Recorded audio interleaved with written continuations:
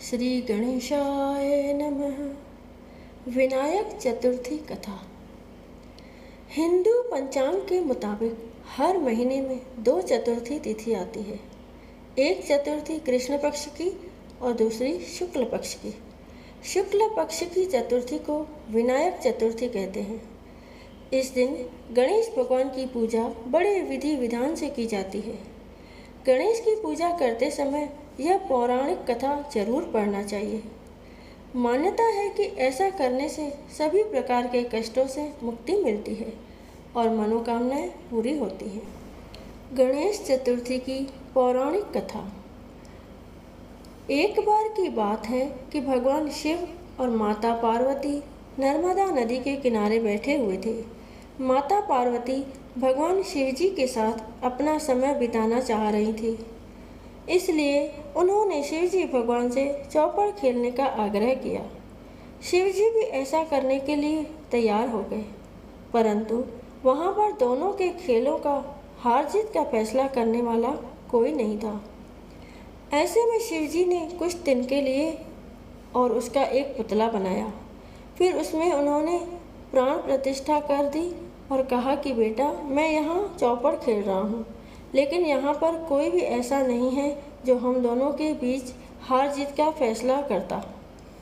इसलिए आपको यह देखना होगा कि इस चौपड़ के खेल में कौन हारा और कौन जीता। यह कहकर भगवान शिव जी और पार्वती जी ने चौपड़ खेलना शुरू कर दिया। 3 बार खेल खेलने के बाद संयोग से तीनों बार माता पार्वती ही जीती। खेल समाप्त होने के बाद जब उस बालक से हार जीत का फैसला सुनाने के लिए कहा गया तो उस बालक ने महादेव को विजयी घोषित कर दिया। इससे माता पार्वती बहुत क्रोधित हुई और उन्होंने उसे लंगड़ा होकर कीचड़ में पड़े रहने का शाप दे दिया। बालक ने माता पार्वती से क्षमा मांगते हुए कहा कि यह अज्ञानतावश हुआ है, कृपया मुझे माफ़ कीजिए।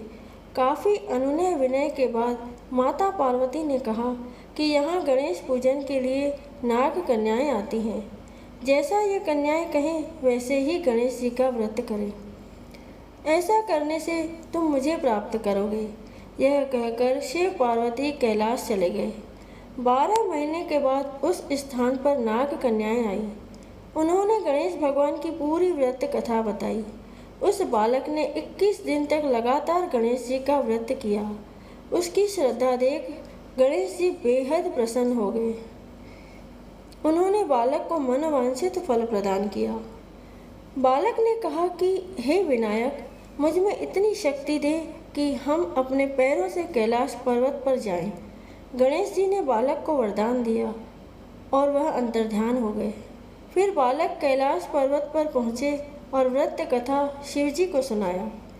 शिव जी ने भी 21 दिन का व्रत किया। इसके प्रभाव से माता पार्वती के मन में शिव जी के प्रति जो नाराजगी थी वह दूर हो गई।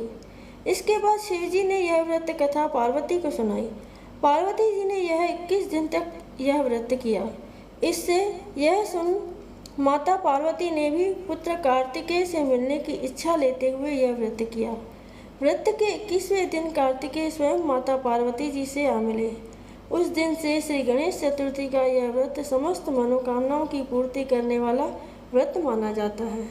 बोलो श्री गणेश भगवान की जय।